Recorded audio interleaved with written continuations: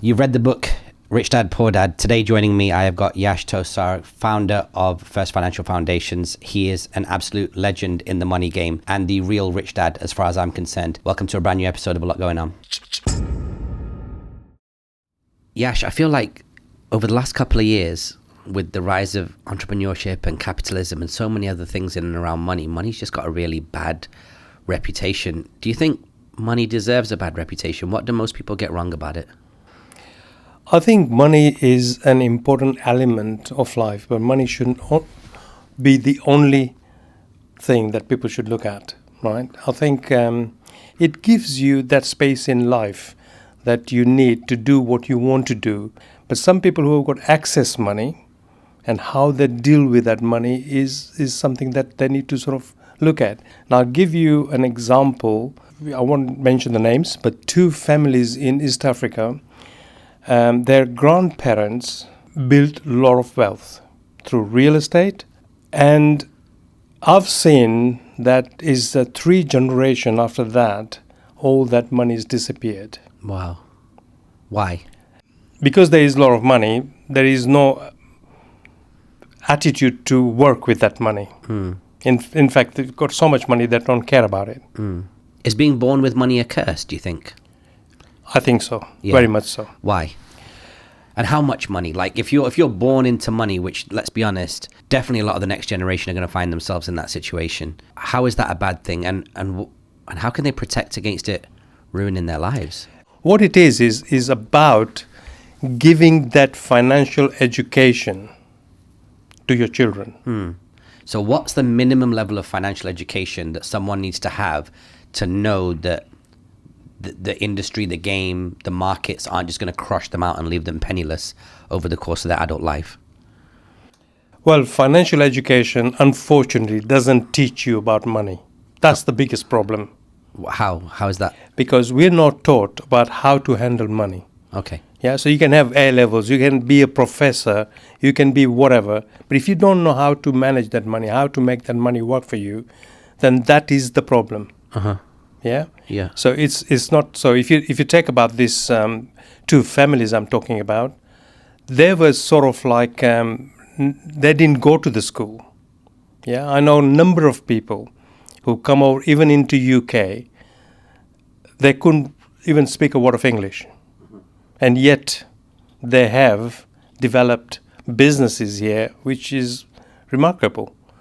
Yeah, but if you're born in the family with the money, and if you're not taught how to manage that money, how that money works, then of course that money is going to all disappear because you don't know what to do with it. But what is that phenomenon? What is that phenomenon of people coming over from East Africa, to stick with the same example, with very little knowledge? They don't speak much English. They don't have much money when they land. They don't even have driver's licenses. Typically 5 to 10 people in a one property. Over this illustrious career that you've had, what are the indicators that things are going to go well for these people?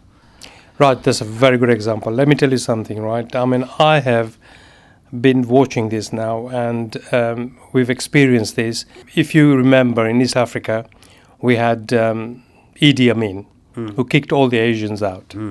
And these people landed in UK penniless. They were in camps, and today I know quite a few people whose parents actually worked as bus drivers in London.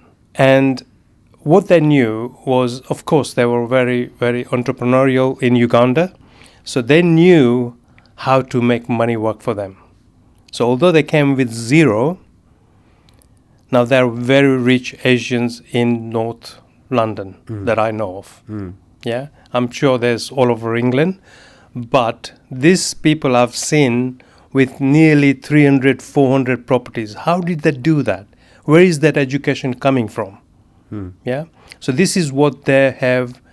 They worked hard. Obviously, they've worked very hard for their money. Yeah.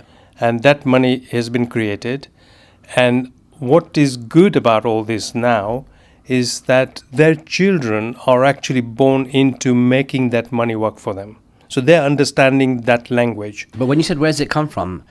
Is it the fact that you could get a mortgage much easier in those days? Is it the fact that a property would only cost 3 times household income and now it's probably a much higher multiple? Like, what are the circumstances that led to that happening? And could it happen today? Yes, I think there are financial opportunities. Now and again, there are financial products that allows you to do that. And when that is available, you strike and you make that work for you. Because what is available now will probably not be available later on. There was a time when you could get mortgages like you sort of like buying shirts in Marks and Spencer's. Yeah. That's how easy it was. And people who actually built those portfolios at the time with zero money, some of them are still in business. Some of them are gone because they don't know how to manage it. So the component one is knowing what the surface area is of money. And number 2 is risk appetite, it sounds like, because I'm sure there are products right now that most people would consider risky, but other people that don't have that same fear would go for. Yeah, exactly. Right. So, I mean, I come across a lot of people saying, I'm going to save the money to buy the property outright. Yeah. So just imagine how many years it is going to take you to actually save the money to buy a property outright. By the time you get to that value, the price has already gone up. So you're chasing your tail. Yeah. And you get somebody else who's going to say, right, okay, I'm going to buy the property and I've got X amount of money. Let me buy the property. And he buys the property and then he starts working with that property. And eventually he will have some growth in that property. And if he's smart enough, he'll take that equity out again and buy another property. And this is how a lot of people have bought properties over and over and over and again. And that is multiplied then. It's a bit like it's multiplication, really.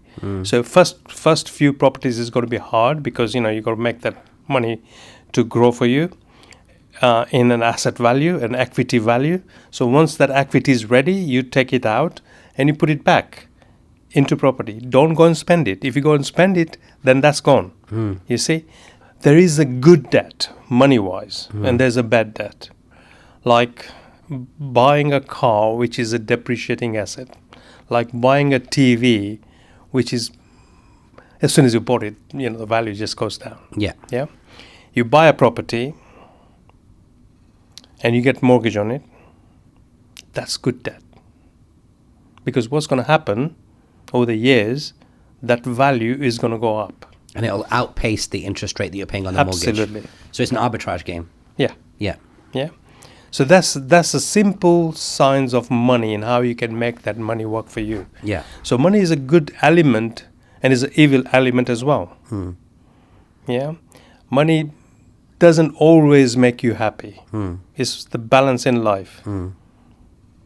Like, how many lottery winners that in 5-10 years they're bankrupt. Right. You see it with footballers, with music artists in my world. Exactly. I'll give you an example of Michael Jackson.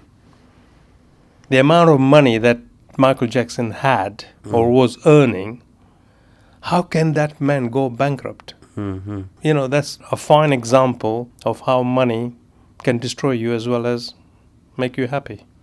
Outside of money, let's go back to your story a little bit. I mentioned at the top of the show that one of the penny drop moments I had since we've hung out over the last few months is that you're a big fan of the book Rich Dad, Poor Dad. To me, you're Rich Dad. You're the equivalent of that character in real life, and the way that you speak and the way that you impart knowledge on people is very characteristic of that.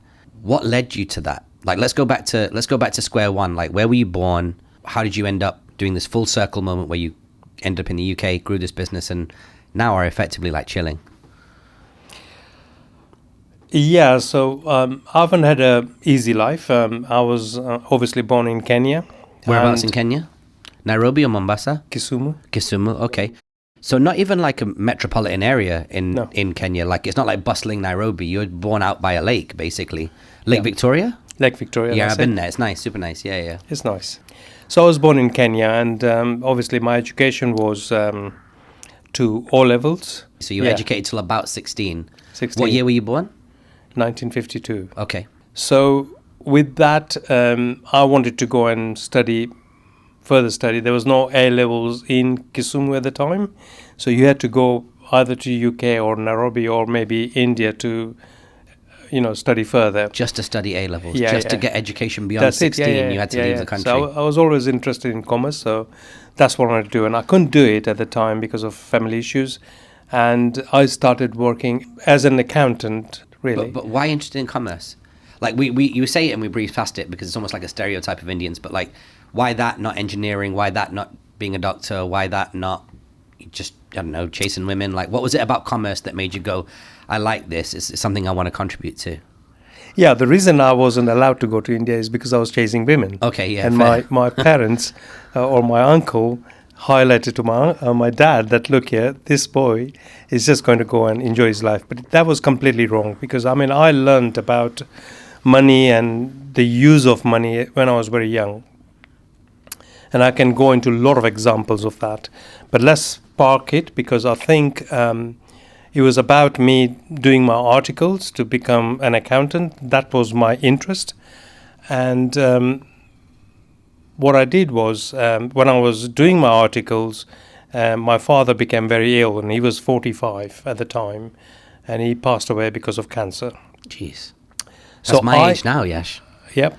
So I was kind of 21 at the time, and my younger brother was about 8 years younger than me, and then I got another brother and sister. So there were like only 1-2 years between them. But me and my younger brother, we've got a big gap of 8 years. Was your grandfather around at this time when your father passed? Yeah. My grandfather was he was an amazing man. He was my mentor, actually. Uh-huh. He was my mentor. He understood, because although he was not educated, he built his business, which was very strong business, right? What industry was he in? Building and construction. Like residential homes, commercial homes, shops, Yeah, things like that, hotels? Yeah. Everything? Yeah, everything like that. Okay. So he was very strong. He built his business. He retired when he was about 40. I think in those days, people retired at 40. Yeah. Unheard of. Yeah. And he Unheard of. retired at 40, and he died at about 98. Wow. So after he retired, then he had to. My father had a business in Kenya.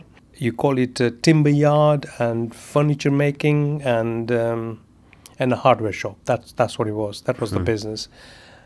And when my father became kind of ill, he'd asked me to see if I can join him, and he didn't tell me that he was not well, but he kind of forced me into joining his business so that he can develop his business. And I said, okay, fine. But there were some restrictions, and I won't go into that. But I finally sort of joined him. And I was brought up in Kisumu, and my father was in Western Kenya, in a very small town, which is like, if you look at the Western movies, and you got one street, the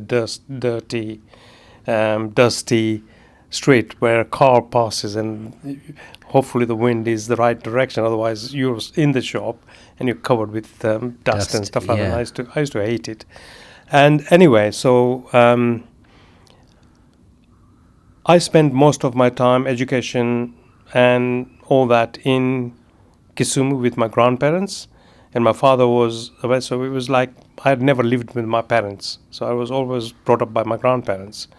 So in my later life, or not my later life, my dad's life before he passed away, he needed help in the shop, and so I quit my articles and went to Kimilili in Kenya, which is a very, very small place, and then within 2 years of living with him, he passed away.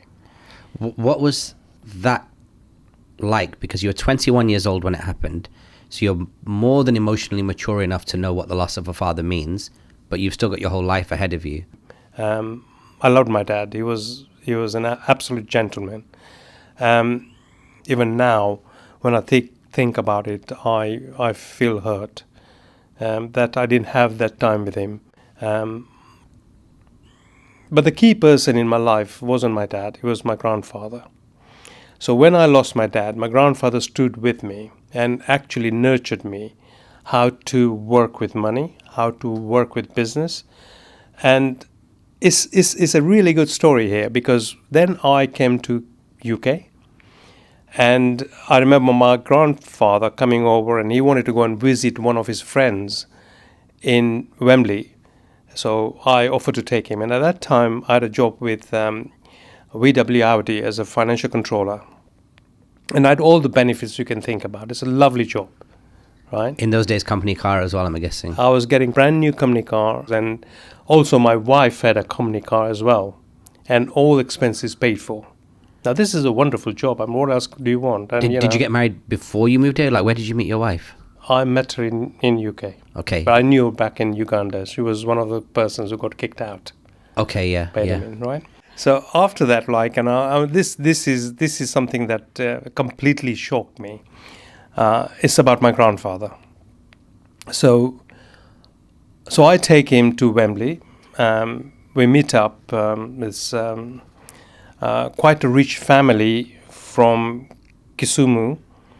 And so my grandfather obviously is very close friends of theirs. And I remember sitting in their sitting room, and they're having these conversations about Kenya and all that. And of course, I mean, I've taken my time out to help, not help, I've taken my grandfather out so that he can meet his friend. And then my grandfather started mouthing off about me, saying that, look, my son he's got an amazing job. He has brand new cars every other month, and he's got all expenses paid for, and he's in a really good place. And I was sitting there quite embarrassed with what he was saying, because it's none of anybody's business to talk about me. And I was brewing up, and I said, well, as soon as I go in the car, I'm going to have a go at him. This is not on. We go in the car. Even before I could open my mouth, he started having a go at me. Okay, why? He said, I hope whoever this company is sacks you. Because what you can do is much more or much worse. But I think if they see that value in you, you can put that value to yourself and make that name for you. So what he was trying to say to me is that I should work for myself. Okay. I should build my own business. So he kind of felt like you were in a grey zone. It's either, look, Yeah. destroy it and go down, or realize that you're not reaching your potential and come out. How does that relate to the conversation about him talking about you in that living room, though? Was he looking for a response from you, do you think? Was he looking for you to jump onto him expand on what he was saying, or...? So he was kind of, I think it was that he was trying to show off that his son is really doing well. Yeah. But he knows that in life, if you want to get somewhere, then you have to do it yourself. Yeah. Right. And those were the lessons that I learned. Right. And another lesson I learned to become what I am today is because of my boss, who was in Kensworth Garage, where he had so much money, and he destroyed his money because he was divorced about 4 times, and he was having a life of an O'Reilly. He was like, all these cars that he used to have and stuff like that, and he had a business in south of France, a yachting business, and things like that. This and is late 70s, early 80s? Yeah, it was late 70s. That was the time to be a playboy, huh? Yeah. The way he destroyed his money was just untrue. Yeah. But he was a hard businessman. He was like, I was very soft in way of couldn't deal with a lot of things. And I had to deal with him as a hard person. And that actually made me a different person. So after, he actually ruined the business completely because he was wasting so much money. It's unreal. What was his business? He was the VW Audi, and I was the financial controller of that company. When you said your boss, you meant your boss there at VW Audi. Okay, got it, yeah. Yeah. Sure, yeah. So he put the business into a huge problem and made really wrong decisions in south of France. When in 80s, I think it was, when we had the recession in 80s, all the Arabs went off from France, and he had a yachting business there, which was taking so much money that it's a nice business to have, and that's my interest comes from yachting. Yeah, but yeah, it's like he was crazy. He was like, he was destroying money. He was buying cars that he would use for a couple of months and then sell it. So he bought a Ferrari, which was about £140,000, sold it for £80,000 after 3-4 months. You heard of the group The Who? Yeah. Yeah, so those are the people that he used to sort of be around with. And in the end, the business went bankrupt. So that was you got to see like a real financial dumpster fire happen real time. Plus you had the combination of the encouragement from your grandfather, who could see more in you than maybe you could see in yourself.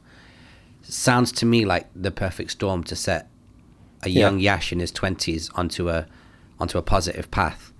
Yeah. Did it go from that role straight into entrepreneurship or financial services, or what were some of the pit stops along the way? The biggest change that happened to me was we were raising some funds for our business in south of France. And at that time, Chris had a lot of equity in his properties and stuff like that. He was left a lot of farmland by his parents. So he had all this equity. By the time he wanted some funds in south of France, and I went to the bank. We wanted X amount of money, and we want 10 years term to pay it off. So the bank agreed with no questions and said, this is your loan and this is what your repayments will look like, and say repayments were X. I then said, well, actually, I had somebody a friend of mine, and I used to do some business with him for my personal pension and protection and stuff like that. So he's one of those prudential guys who used to knock on the door, and he'll have a tea or coffee with you, and we'll chat about it. And so I was just talking about it, and I was saying, I'm raising these funds for my boss in south of France, and he said, we can do that for you. I said, really? Oh, well, I've got this quote from the bank, so let me see the quote. And next thing was, I discussed the terms and all that, and he came back with me with my repayments actually lower than what the bank was offering me. So I said, wow, okay, that sounds good. So I spoke to Chris about it, and Chris. Why was that lower interest rate, longer repayment window? What was the? No, it's 10 years. And 10 years is 10 years. This is 10 years, 10 years, right? Yeah. This is where, the things is very, very important to understand this, where I'm going. So now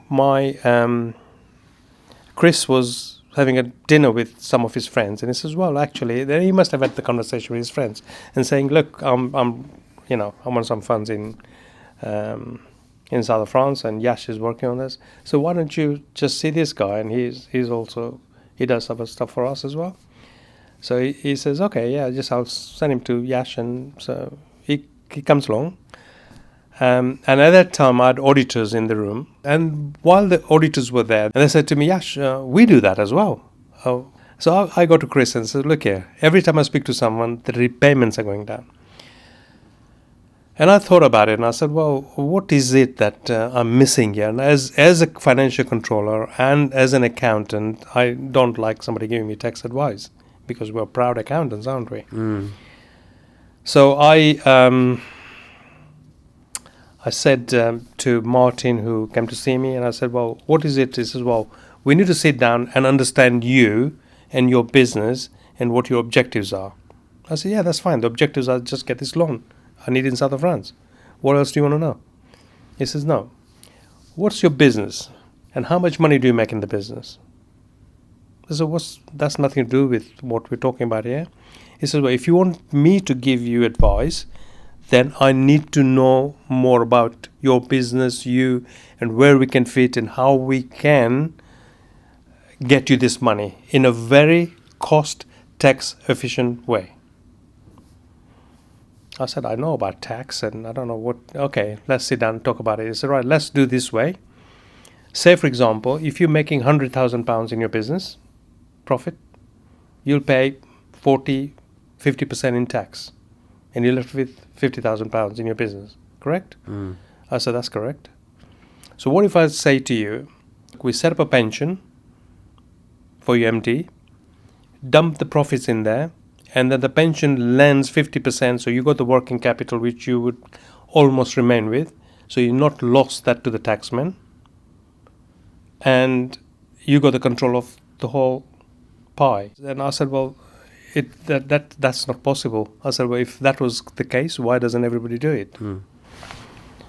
And that's when I realized what you don't know, you don't know. So, but I guess the high level for people that are not nerding out over the numbers is that fundamentally someone came, you had to go out for your boss and raise 100 grand. You went to person A.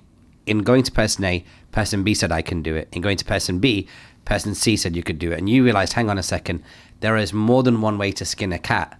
And if I learned about it and you clearly impressed people in that world, they were like, you need to start being an accountant. You need to start effectively being a money manager / broker for these kind of capital investments that don't necessarily have to come from like private credit or private raised funds. They can just be done through smart restructuring of existing cash. Exactly. Okay, nice. Yeah. So that was a big aha moment for you then, in terms of like, hang on a second, there's a lot of money moving around. Yeah, but the thing is, the hardest thing is about your lifestyle. Give that up and do this business. Your lifestyle being the free car every 2 weeks and the fixed salary, and going to the Wild expenses West and paid eat what you kill. Yeah, so it's Right. this. And then I was forced the hand to when the company went into receivership. Then I had to make a decision whether I continue with accountancy or I do the financial planning. And here's the thing, Raj. A good accountant is a historian.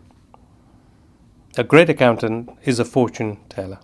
Okay, what do you mean by that? A good accountant will crunch your numbers and work out how much tax you got to pay. All the numbers that have already come in. Yes. Yeah. These are your facts. Yeah. The statement of your profit and loss account. Yeah. And you pay the tax.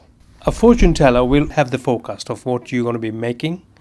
And if those numbers are hit, then they will give you an advice to see someone like us to put money into pension or put money into VCT and reduce your tax liability. So they're basically saying, this is the kind of money you're going to make between now and the end of the year.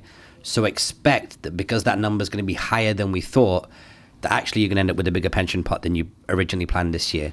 Or if your company goes through a windfall, gets a big contract, they're like, hey, listen, this is going to bring so much money into your company that actually it's a good thing, superficially, money in the company, but it's a bad thing from an efficiency point of view because you're only going to see 50% of it, right? Okay. No, that actually is a very easy way to understand the difference between a good accountant and a great accountant. And I'll be honest with you, I've had both. I've had accountants where at the end of the year, they're like, hey, Raj, can you send me your numbers and your expenses? And then they retrospectively work out what my end of year is going to be like. Whereas I would say my current accountant is saying to me on a regular basis, like, hey, I need you to tell me what you've got coming in and when, so that before we get to that date, which is the end of the year, we know what's going to go where. They're scenario planners, basically, right? So, right, that's exactly how I work with accountants who would actually put the clients in front of me that the year end is coming up and we need to make sure that you transfer some money into pension so that they can reduce their tax liability. Why does the accountant look good for working with you? Because they do what they do, numbers, guys and girls, but then bringing them in with like a seasoned IFA, I'm sure that makes them look better, right? Of course, the accountants obviously want to look good and retain their clients by giving them a better service. So they're actually giving them better service because other accountants are not doing that. Yeah. Yeah. I've also got accountants who worry that if they introduce them to an advisor and those funds are lost or not managed correctly, then it reflects back on them. Yeah. So the accountants have to be comfortable with how we work as well. So we have delivered to the clients, their clients, and you get a feedback of how the clients are enjoying that service from us. Yeah, so that's a big piece in the puzzle because that helps the accountants to be comfortable in recommending them to us, and we feel comfortable that we want to add value to the clients, and the accountant is doing his job and is appreciating what he as a team we are working with a client. So here we are. We zoom back to the original timeline. It's early 80s. You've gone out to raise 100 grand, which in modern money would be $1 million, give or take. You've realized that, hang on a second, there's so much more to money than meets the eye in terms of people that can provide it and structure it. You go into that world. You're at crossroads, which is, live a hunky-dory lifestyle, company car, or go at it alone. Thankfully, the old company goes under, and so the wild, wild west is your only choice after that. I can say that was my grandfather's wish come true. Mm-hmm. At what age did you lose your grandfather then? Like, how long was he in your life post that conversation? So he lived till about 98, you said? Yeah. And so maybe until your 40s? Yeah, I was in late 40s or something like that. Yeah. Okay. Good amount of time to get with your granddad, wouldn't you say? Yeah. It was good. It was good. That's basically what happened then. Outside of being a mentor, what other role did he play for you, though? Do you remember? I mean, it's great that you got this level of guidance, and phenomenal that he stepped into that vacuum that inevitably your father left behind. But what other role did he play for you? Would you consider yourself friends? Yeah, actually, actually the thing is, I had two other uncles who were still alive, and I think probably he was very fond of my father, and he could see me in my father. And between the families, I think when my father died, I became very strong, even at that age, 21, and almost controlled all the decision makings in the family with my grandfather. Mm. So it's sad that my uncles could not take that position. Mm. So that responsibility came onto me, and that was the bond between me and my grandfather, that we worked together with those decision makings and things like that. So I think that's where my strength came, and that transferred from him to me to do what I was doing. It's very strange, though, with South Indian families, in the sense that, South Asian families, really, which is that you've got this situation whereby, we have like an age structure. The head of the family is typically the eldest. And of course, certain brothers or uncles can skip. If they're not natural leaders, it can get passed down to the brothers below. But rarely do you get a situation where there's got to be this bridge built between a grandchild and a grandfather, and they are the co-heads of the family. Yeah. One is extremely old and one is extremely young. And then with yours as well, it's almost having to fill the role of your father, as it were. Did you ever feel any kind of pressure, being that your father was such a great person? It's a strange feeling that I remember the phone call came at about 4 o'clock in the morning. The news came that my father had passed away. Where were you? Where was he? I was in Kimlili at the time, and I woke up with that telephone ringing. My uncle answered the phone, and I knew immediately what was the message, because it was that late, plus the way he spoke, and I can't. To me, I don't know. There's something came into me. Yes, I was upset that my dad had passed away, but inside me, I got some kind of energy to deal with the matter hands-on then. And I had to do it because I thought it is me who needs to now be the captain of the ship. And that's basically how I felt. And then my grandfather, with me feeling like that, my grandfather supported me 100%, but he always supported me anyway. But so we made all the decisions that we had to do about my father's business, and he helped me to wind up that business. And then I went back to where my grandparents' house was in Kisumu, and I started working there again as a financial controller of Coca-Cola at the time, before I came to UK. So that was the situation. And then I think he kind of like always mentored me into what I should be doing, and when and how and whatnot. So he put things into shape for me when I was in UK, and I was, and now I remember those words very clearly, and how he actually had a go at me in the car about, being sacked by this business. And I thought that for a minute, I thought, what are you talking about?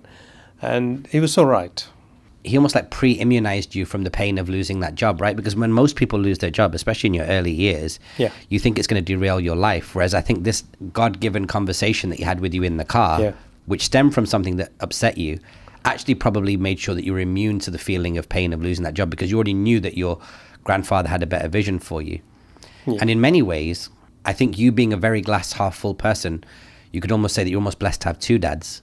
Yeah, absolutely. Absolutely, yeah. How has this steered you as a dad yourself? What would you say your best dad lessons?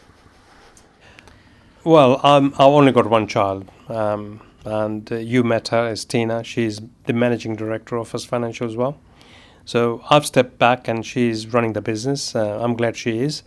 But in her younger days, when she was choosing her career, and she wanted to be a fashion designer and that kind of stuff, and I was not happy with it, but at the same time I did not want to restrict what she wanted to do. So I wanted to give her what she wanted to do, and we'd already bought some properties for her. So she, while she was still studying, she already owned properties, and she continued doing that, buying her own properties and looking after the properties I have got. So of course that money sense came into the situation.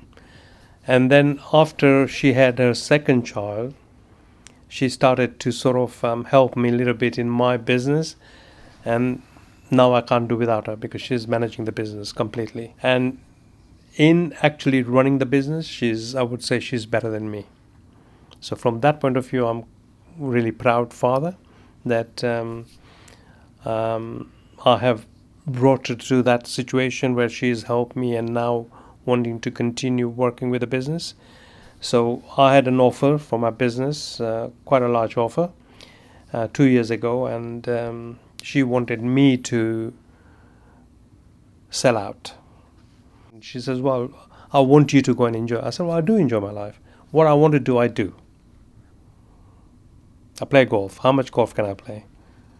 Yeah, I wanted to sail, so I've learned how to sail, and I'm going to do that. I like skiing. I do that. I like traveling. I do that. What else do you want? So I get time to do all the things that I want to do. It doesn't actually...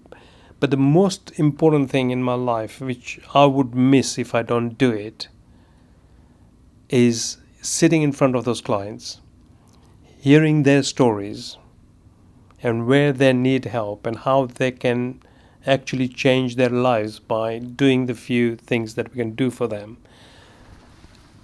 I think that gives me absolute satisfaction in life. And if I stop doing that, I think I almost feel as if I don't have a purpose. So after a couple of conversations, thinking, and I decided, well, actually, I don't want to do that. You guys are in the business. If you weren't in the business, then yes, I would have considered that. But because you're in the business, I want this business to go. And we have a legacy planning on this one. I want First Financial to continue even after I'm gone. So the point that I will actually stop working would be when I lose my mental capacity, or I'm 6 foot under. Apart from that, I love what I do, and as long as I can do that, I want to continue doing that. And as much time as you've spent in the money world, you clearly know the value of money, how to grow something, what the price of something is, what the worth of something is. Having spent so many years on this planet, you said you were born in 52, we're now in 2026, you're 74 years old, give or take. You've actually had 30 more years with your daughter Tina than your father had with you. Yes. What's the price of that? Tina is my lucky child. I think when we had Tina with absolutely negative cash flow. So she used to go to a childminder in Luton, and the childminder was an Irish lady, and she used to see me now and again in my suit and dropping her off, and so she was very shy to talk to me, but then she was asking Nita, what does your husband do? And she said, well, he's an accountant. Oh, Eugene wants an accountant. Eugene being your childminder's husband? Yes, he's not happy with his accountant. And so we said, Nita's asking him, and I said, no, I don't do that kind of accounts. Management accountant mainly. And no was not the answer they were looking for. And I said, okay, I've got some contacts and I'll see if I can help you out. And then I learned from that to say, well, actually, I can do this quite easily.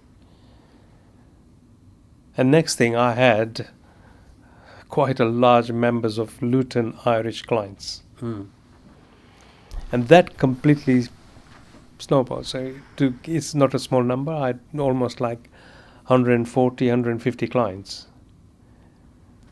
which happened because of Tina. So Tina is I think my lucky girl. She's just amazing. Let's wrap up with a couple of practical bits that I think the internet needs to know, because I know even when you and I talk, we go across history and strategy and money and stories and Africa, and I love it. So anybody who's been listening along, I'll give you like 10 out of 10 points as a listener if you've been able to keep up with where we've been going today. But here's a couple of bits and pieces that I think the internet really needs to know until we talk on another episode of A Lot Going On. I want you to break down for me what someone needs to do if they find themselves with the following 3 types of cash. So today, if you've got £10,000 saved up in cash, £100,000 saved up in cash, and £250 saved up in cash, what strategy should you be deploying for each one of those, starting with 10,000? The very first thing you do with anybody, whether they've got 10,000, 100,000 or 250,000 pounds, first of all, you need to understand where the client is, who the client is, what are they doing, how do they accumulate that 10,000, right? And what is the bigger picture in their life? Where do they want to get to? It doesn't matter how much money you got. That's the starting point for everyone. Yeah. So for the person who's got 10,000, what is it? Is he married? Is he single? Has he got a property? Has he got an ISA? Has he got a pension? Now, ISA and pensions are something that you probably sort of look at later on, but immediately, what are his needs? So the biggest question is, what is his income and what is his expenditure? Is he comfortable? Yeah, is he saving money, this £10,000? Where did it come from? Or is he got liabilities? So if he's got liabilities which are completely messing up his cash flow, then we need to look at and attack that and make a plan for that. So what if the money that they're earning, whether it's a job or whatever, is covering their rent/mortgage, car payment, and a few other bits and pieces, and literally that 10,000, sometimes it's been 11,000, sometimes it's been 12, sometimes it's been 9.5, but there's generally this hypothetical person's always got 10k floating around. Yeah. And we know with inflation that it's not doing that much, but let's just assume that whatever they're doing for a job is addressing each of their monthly costs. Yeah. With maybe leaving a couple of quid extra at the end, which they just chuck onto that 10,000. So where should that be deployed at the moment? Because we're seeing a lot of changes in terms of where that money can go. Right. So again, then you got to also, apart from his income and expenses, and if this is accumulated from the surplus that he's getting each month, each year, and if this is steady £10,000, then first thing you need to do is to make sure that there is an allowance left in a bank in cash for any emergency money. That's quite important because you never know what's going to happen. And with the £10,000, then in the view of what he can do is eventually or initially he needs to make sure that money is working for him. So it's not sitting in cash for a longer period. When I say longer period, 2 years plus. And then looking at his objectives of what are the things that he needs to do to build up. So is that £10,000 going to go into an ISA initially to make sure that that money is working for us? So he's getting something like 5% plus return on it. Even today, with interest rates going down, 5% possible? Well, most of my clients in last 12 months have earned 14, 15%. Because of the right choice of ISA? Yes. Okay. Yeah. If you're into cash ISA, then it's not going to do that. But Yeah. it all depends on when that money is going to be used. So if somebody's going to use that money within 1 or 2 years, yes, it needs to be in cash. If it's longer term money, then, it needs to be invested and make sure that money is working for them. And then over a 5-year window, you might see, let's say, a 14% uplift every single year, which means in about 5 years' time, you could double your money.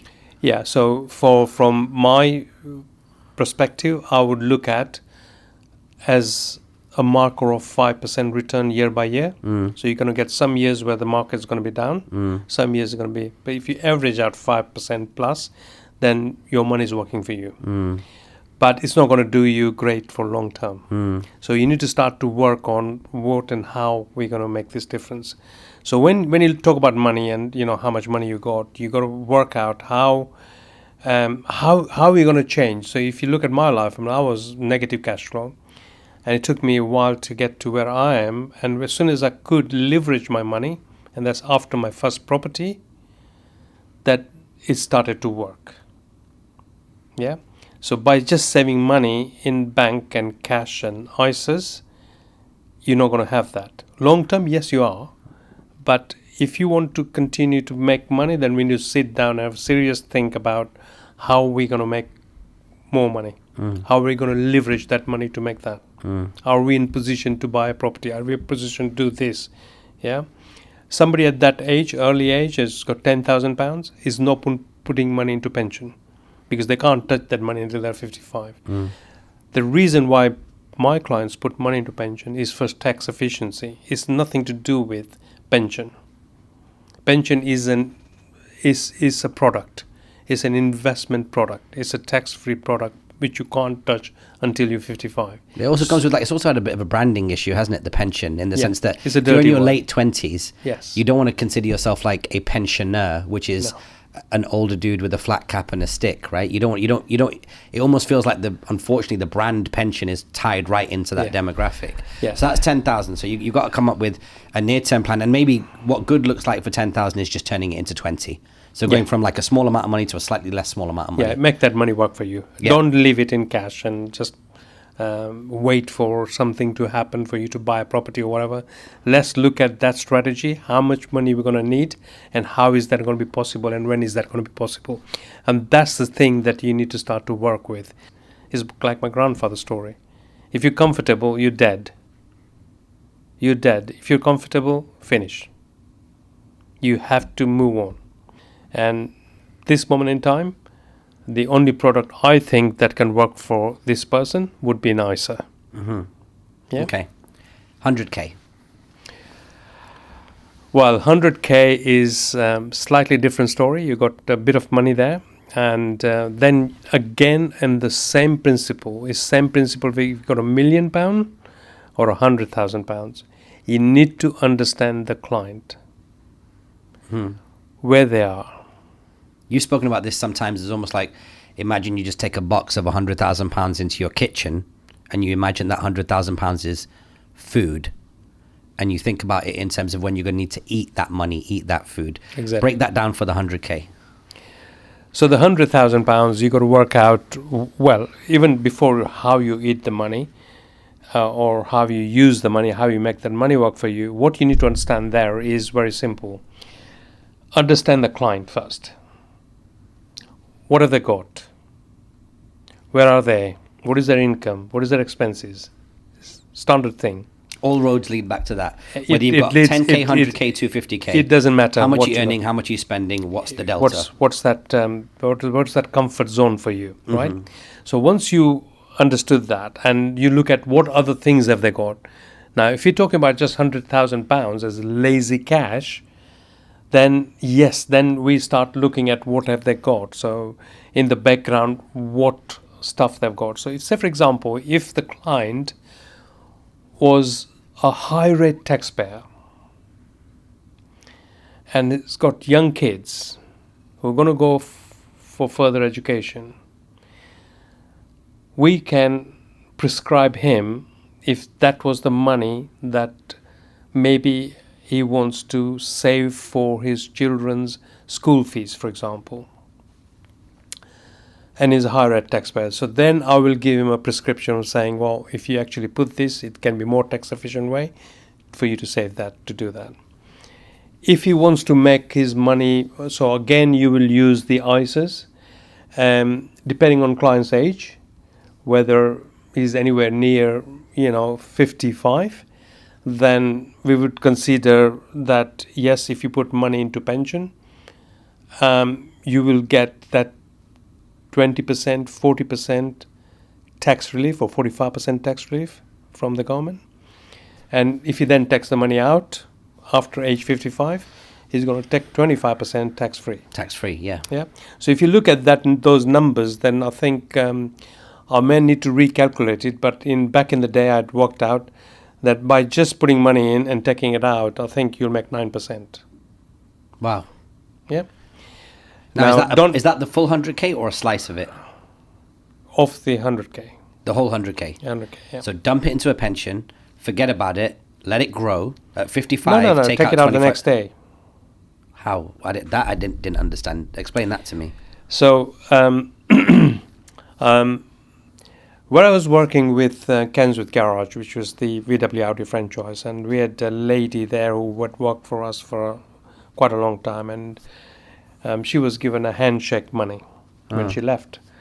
So she was asking me, what should I do? At that time, I wasn't even a financial advisor, because I'd learned things from Martin. And I was saying to her that, look, actually, what could you do with this money? Let's do this way. You're going to need income from this money, right? So let's put the whole lot into pension. To put the whole lot into the pension, she was a 20% taxpayer. So she gets 20% tax relief on that money straight away. Right. So you get 20% tax relief. So your money, in the numbers, you say you got £20,000, you get 20% tax relief, and you got now the fund 20 plus 20% tax relief.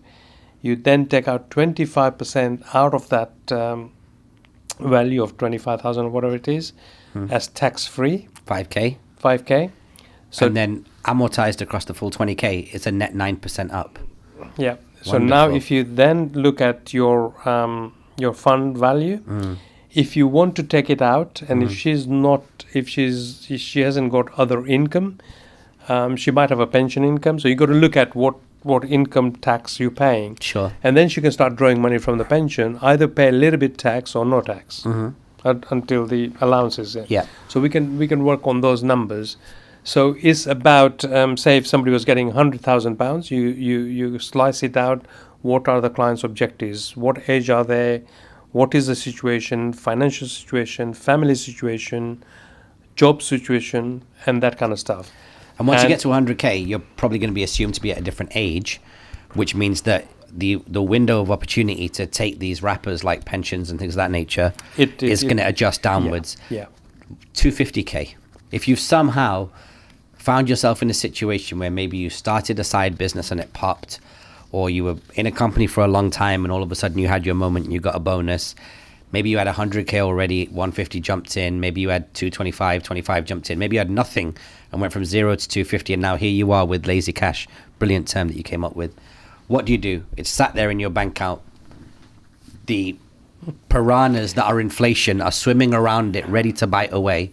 Yeah. What move do you Yeah. make? So first thing you need to do is make your money work for you. So then you'll use different wrappers. And you can use multiple on 250. Yes, you can use different wrappers. So if you think about it, let's look at it. So if you've got money in the bank, you can have £1,000,000 in bank and you'll get interest on it. That's it. Yeah. If you got money in an investment, for example, and it's a general investment account, you can have a whatever sum of money you want to put into that, and that money will be taxed. Like an ETF or tracking the S&P, Yes, whatever it may that's be. it. Yeah. So it's an investment account. Yeah. It will be taxed at either dividends or capital gains and whatever. So you got all those taxes in there, and then you can have an ISA, for example. It's tax free, but you limit it to how much you can put in that. So if you've got £250,000, you can only put £20,000. Yeah. So utilize that, number one. So first point would be tax free wrapper. Let's put that in there. And the next And do thing, the obvious ones first, 20 grand into an ISA, etc. yeah, that's the basic thing. Yeah. And then you start, and then you look at every tax year and understand where you're going on. So what we've done in past is saying, like, okay, so you can only put 20,000. The investments are exactly same as what you'll have a general investment account, but that one is taxed. ISA is not taxed. So each year, if there's a couple, you put £40,000 or you put £20,000. Each year, each tax year, you transfer from general investment account into an ISA. Yeah, so you're adding that ISA built up. Yeah, and the cash is already waiting for you, just waiting for its chance after April to jump into the to go from the taxable part into the non-taxable part, which is the ISA. Exactly. And then you'll also use pension as a wrapper. Yeah. Again, depending on client's age and objectives and stuff like that. And if they're higher tax fare, I love pension because then that gives them that element of investment that goes into that wrapper. Of course, here again, we got limits of how much you can put into pension. And today we can, and in my business, from the day I started with as a financial planner, the pension rules, they've changed so much. Every other year or every budget, there is some changes coming up. Yeah, literally. Yeah. So I don't want to go into the pension education here, but if you look at pension, is again a good place to be because it gives you those tax benefits, right? So that will be another element of a wrapper that we can use to put the money into. Once you've done that, and then you got something like called a bond, and bond has got its own tax situations, how it works, right? So sometimes it's very helpful. So you have an onshore bond and an offshore bond. So it all depends on client's circumstances, which product would fit. So these are the products that you can use. And there is the last one. And that's my favorite. It's called a property wrapper. The property can make you money very quickly in the way that is because you're leveraging money. You're making the money work for it. So if you've got £100,000 property, all you got to put down is 25,000 into it. So if you got £200,000 and if all of that money was going to property, then you put 25 and you buy the properties in the area where it's going to be making you that return on your investment, and there is some capital growth. So you got to do your research and stuff like that. So we have a team of people who do that all the time, and I'm blessed that we have got a really good team which does this for people. And I can give you my example how the property works. So when Tina came back from New York and she wanted to live in London, so she wanted to buy a flat in Bethnal Green, and I was not happy. And what's wrong with Stanmore? No, she wanted to be in this place, and I don't know why. And then she dragged me to look at this property in Bethnal Green. It was the top floor there. You got high view of London. Amazing. It was in the evening, and I said, yeah, we'll buy this. So when we bought that property, then she got married. I didn't have to save a single penny towards her wedding, because all I did was release the equity from the property which had built up, paid for the whole wedding. There was no pain. There was absolutely no pain. And now that property is still there, making money, and is working each month, year. And that just tells you the story that how you can make an asset like that work for you to pay for expenses that you don't have to save up for. That's super valuable, and how great that you were able to pull that off. So we've wrapped up how you'd invest 10K, 100K, and 250K. Last two rapid fire questions. I called you at the beginning of this podcast the real rich dad in Rich Dad Poor Dad. You think there's any shame in being rich? Being rich is, who do you compare it with? Because you got everything, you can only sit on one toilet. So if you got 20 toilets, you're not going to use all of them, are you?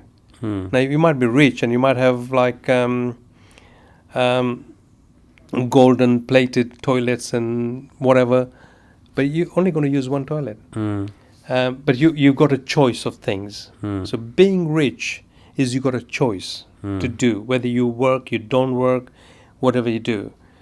And if you're in that position and you worked for it or you landed with that money, is that going to make them happy? I don't know that. The removal of friction and lots of freedom. And final one-word answer. What can money not buy? Happiness. Beautiful. Brilliant place to end. We have to do this again because I feel like we've just scratched the surface. I feel like we've read the first couple of pages of lots of chapters. Thanks so much for joining us, Yash. Yash, what's the best way to contact you if anybody wants to reach out to you? Well, First Financial Foundations, we've got the website, which if you Google in, we've got the contact details there. Your email? Yeah, my email is yash@1st. One is numerical 1, S for sugar, T for Tommy, F for Freddy, F for Freddy.co.uk. Thanks for taking the time, Yash. Thank you.